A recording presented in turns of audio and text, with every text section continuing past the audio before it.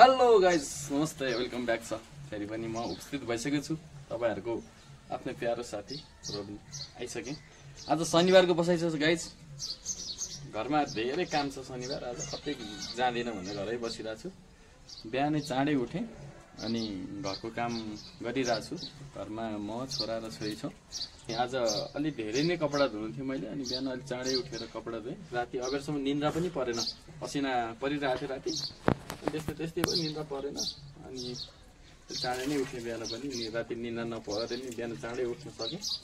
अनि कति धेरै कपडाहरू धोइरहेको छु। म तपाईँलाई मैले धोएको कपडा पनि देखाउँछु गाइस। ल हेर्नु कति धेरै कपडाहरू धोइरहेको छु, अझै यहाँ बाँकी छ गाइस। अनि म सँगसँगै उठेर मलाई मेरो प्यारी छोरीले एकदमै धेरै साथ दिइरहनु भएको थियो। छोरी हाई भनिदिनु, यता हेरेर, बाबालाई हेरेर। प्लास्टिकमा पानी हालिरहनु भएको छ, एकचोटि हाई भनिदिइस न त, होइन हेरेर। अनि आफै एकदमै धेरै चलेर त्यो कपाल भिजाएर त्यस्तो छ। आज यिनीहरूलाई पनि नुहाइदिनु छ। अनि म सँगसँगै उठेर सहयोग गर्ने मेरो छोरी अनि मेरो प्यारो छोरो। अलि अबेला उठ्नुभयो, तै पनि उहाँ उठे पनि आफ्नो काम ड्युटी चाहिँ गरिरहनु भएको छ। अनि छोरोलाई चाहिँ मैले बाहिर पोछा लगाउनु चाहिँ लगाइरहेको छु भुइँमा। छोरो पोछा लगाऊ तिमी। अनि आज उहाँलाई पनि नुहाइदिनु पर्ने छ, उहाँ पनि एकदम धेरै फोहोरी हुनुभएको छ। टोनी फोहोरी भएको तिमी।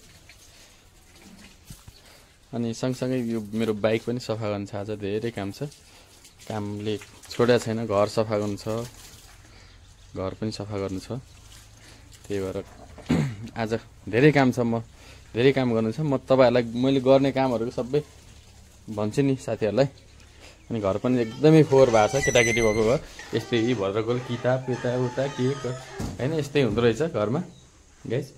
यस्तो यो पनि सफा गर्नु छ मैले। शनिबारे बसाइमा गाइस यो खसी काटेर खाने कार्यक्रम छ घरमा। यहाँ पनि यसो सरिक छु एकछिन। रमाइलो चाहिँ यति धेरै मासु चाहियो भने चाहिँ सम्पर्क गर्ने, एकदमै सस्तोमा, गाउँको लोकल फेरि प्योर है। सदाहरू आउनु भएको छ। यो शनिबारे बसाइ कहिले काहीँ रमाइलो। हाम्रो यो एकदमै धेरै भाइरलवाली हो कि सानो नानी होइन। रमाइलो छ गाइस। खसीको मासु चाहियो भने चाहिँ भन्नु गाइस, डेलिभरी हुन्छ है। छोरीको काम यहाँ यस्तो छ, पानी माटो खेलेर हैरान छ।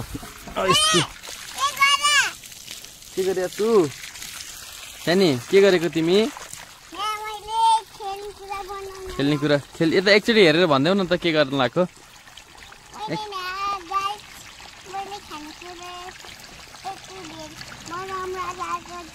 हो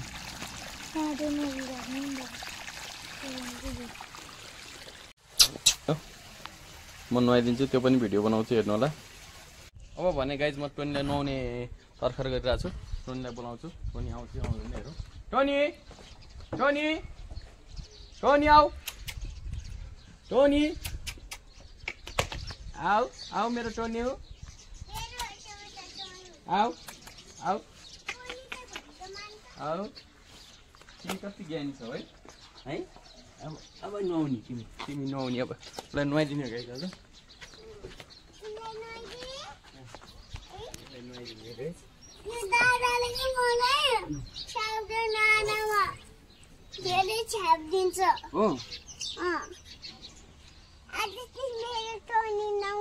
टोनी नुहाउँछ। आज टोनीलाई नुहाउनु पर्छ गाइस।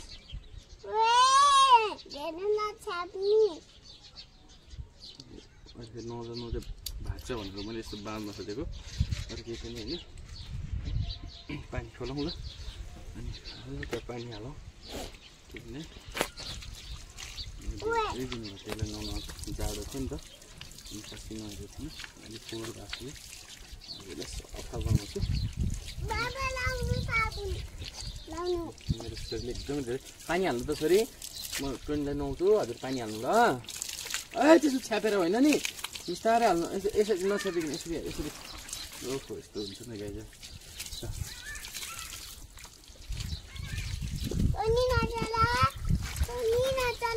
नचला टोनी, त्यो स्याम्पू पनि भ्याइएको रहेछ क्या, त्यही भएर नर्मल नदिइरहेछ। राम्रो हुन्छ यो। मलाई थाहा हुन्छ अलि धेरै यो बाहिर छोड्ने भएछ अनि अलिक फोहोर धेरै हुँदो रहेछ कि अनि घरमा चाहिँ लाँदैन यसलाई भित्र चाहिँ लाँदैन किनभने अलि धेरै रौँ झर्छ अनि बच्चा भएको ठाउँ यसको रौँ चाहिँ अलिक डेन्जरस हुन्छ कि भन्ने डक्टरले भन्नुभयो त्यो भएर चाहिँ मैले यो भित्र चाहिँ लाँदिनँ त्यही भएर बाहिर छोड्ने गरेको अलि धेरै नै फोहोर हुने बाहिर छोड्दाखेरि केयर नपुगे जस्तो हुने जति केयर गर्दाखेरि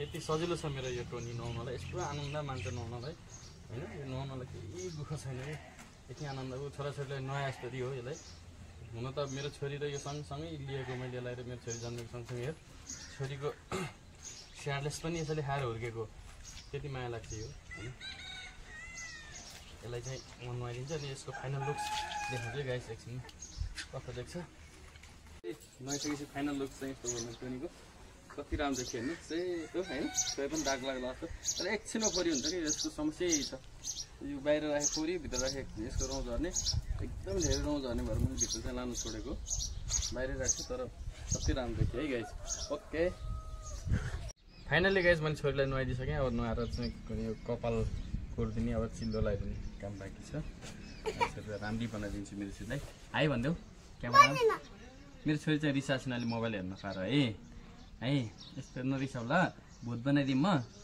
भूत बनाइदिउँ ए गाइज हेर्नु न रिसाएर यस्तो हुन्छ त मोबाइल हेर्नु त बच्चाहरू एकदमै धेरै मोबाइल क्रेजी हुनु लागेको के छु अब थोरै फलफुल किन्नलाई अनि आज स्पेसल ठाउँमा एउटा सेकुवा खान लाग्यो कस्तो हुन्छ म तपाईँहरूलाई खबर गर्छु भिडियोलाई लास्टसम्म हेर्दै जानु भयो गाइज मैले आज दिनभरि भएको कुराहरू स्याटरडे कहाँ पुग्छु के गर्छु तपाईँहरूलाई म देखाउँछु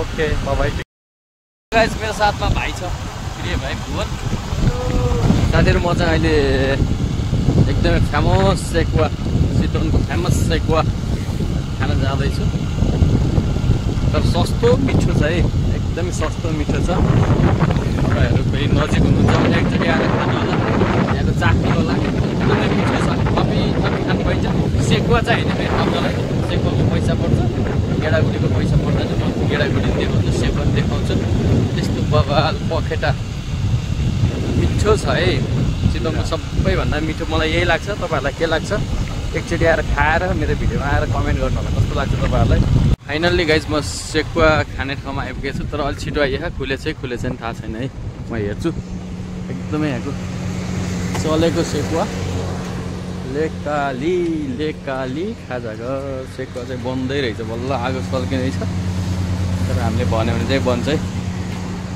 यस्तो मिठो सेकुवा हुन्छ तपाईँहरूलाई यस्तो राम्रो सरसफाइ मिठो छ यी मेरो प्यारो भाइ हामी चाहिँ मेरो भाइ आज सेकुवा खान पाइँदैन हो ल छिट्टो मिठो सेकुवा खाउँ है त यस्तो राम्रो मिठो सेकुवा आज भाइले खुवाउँदैछन् फाइनली गाइस सेकुवा आइसक्यो यस्तो टेस्टी छ हेर्दै खाम जस्तो लाग्ने होइन यहाँको चाहिँ यति हो फेरि आइटम होइन यो र भुटन मात्रै हुन्छ यहाँ खसीको भुटन अनि सेकुवा यति स्वादिलो छ यो सेकुवा होइन खानेले मात्रै जाने खाएकै हो कस्तो छ भन्ने कुरो एकचोटि आएर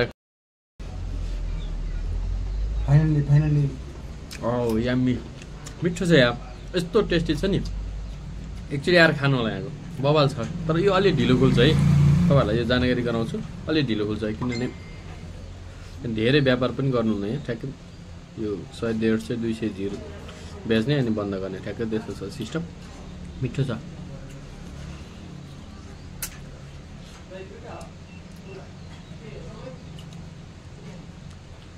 बस थ्याङ्क यू यही छ नि सेकुवा दाइ यता हेरिदिनु त हो ल हेर्नुहोस् लेकाली यो स्पेसल चितवनको सबभन्दा मिठो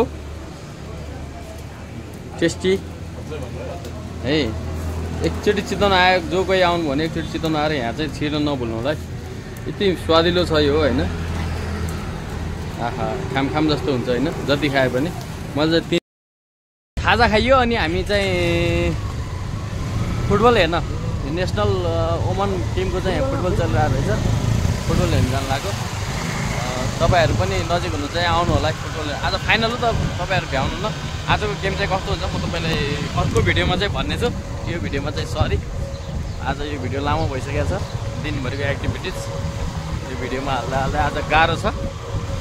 अनि यसै बिचमा हामीसँग फेरि जोडिनलाई एकजना मेरो साथी फेरि हो अगाडि बाइकमा हुनुहुन्छ, विक्रम छेत्री भन्ने साथी आउनु भएको छ।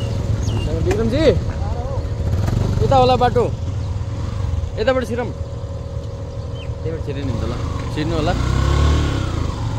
हामी चाहिँ फुटबल हेर्छौँ है। अब तपाईँहरू चाहिँ आफ्नो कार्यव्यस्तमा व्यस्त हुनु होला, हामी चाहिँ फुटबल ल। Okay by guys.